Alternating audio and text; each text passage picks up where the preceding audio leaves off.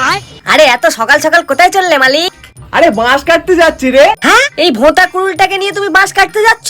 মালিক, এক কোপে শালাকে এফোর ওপর করে দাও তো, তারপরে বুঝবে আমার মধ্যে কত ধারা আছে। আরে ওর কথা বাদ দে তো, আমার মনে হয় ওর বয়স হয়ে গেছে, ওই জন্য ও চোখে কম দেখছে।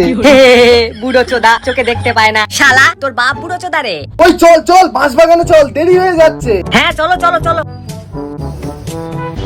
এ খোকা, তোমার বাড়িতে কি পায়খানা টায়খানা নেই নাকি যে তুমি একেবারে বাঁশ বাগানে চলে এসছো হাঁক দে? কেন, আমার হাতে কি আছে দেখতে পাচ্ছ না? আরে আমি বাঁশ কাটতে এসেছি গো।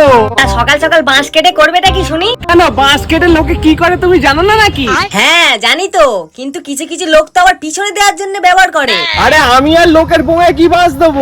লোকে তো আমার পোঙায় বাঁশ দিয়ে চলে যায়। ঠিক আছে, আর কাটতে হবে না, ওই পাশের একটা আঁচলা বাঁশ কেটে নিয়ে চলে যাও। ঠিক আছে দাদা, আমি তাহলে এই বাঁশটা কেটে নিয়ে চলে যাচ্ছি।